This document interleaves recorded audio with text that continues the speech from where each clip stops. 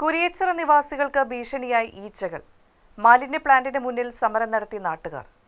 Kuriachira OWC plant മൂലം പരിസര പ്രദേശത്ത് ഈച്ചശല്യം ക്രമാതീതമായി വർദ്ധിച്ചു. ജീവിതം ദുസ്സഹമായതിൽ പ്രതിഷേധിച്ച് ഡിവിഷൻ കൗൺസിലർ സിന്ധു ആൻഡോ ചാക്കോളയുടെ നേതൃത്വത്തിൽ പ്ലാന്റിന് മുന്നിൽ സമരം നടത്തി. വർഷങ്ങളായി പ്ലാന്റിന് ചുറ്റുമുള്ള താമസക്കാർ ഈച്ചശല്യം മൂലം കഷ്ടതയിലാണെന്ന് കൗൺസിലർ സിന്ധു ആൻഡോ പറഞ്ഞു.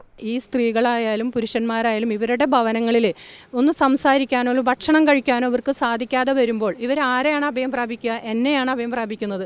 ഞാനിത് തൃശ്ശൂർ കോർപ്പറേഷൻ അധികാരികളുടെ അടുത്ത് പറയും. പക്ഷേ ഒരു തരത്തിലും ഇതിനൊരു ശമനം ഉണ്ടാവുകയോ കുറവുണ്ടാവുകയോ ഇന്നു വരെ സാധിച്ചിട്ടില്ല. ഇപ്പോഴും വർദ്ധിച്ചുകൊണ്ടിരിക്കുകയാണ്. ഇപ്പോൾ നമ്മൾ ആ OWC പ്ലാന്റിൻ്റെ പരിസരത്താണ് ഞങ്ങളെല്ലാവരും നിൽക്കുന്നത്. അവിടെ പോലും ഞങ്ങൾക്ക് നിൽക്കാൻ പറ്റാത്ത ഒരു അവസ്ഥയാണ് ഉണ്ടായിരിക്കുന്നത്.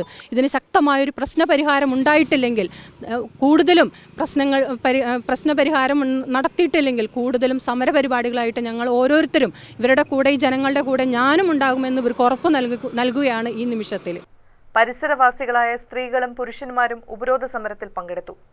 മാലിന്യ വാഹനങ്ങൾ തടയാനാണ് ഉദ്ദേശിച്ചതെങ്കിലും ഇത് മനസ്സിലാക്കി കോർപ്പറേഷൻ ഇന്ന് മാലിന്യ വാഹനങ്ങൾ അയച്ചില്ല.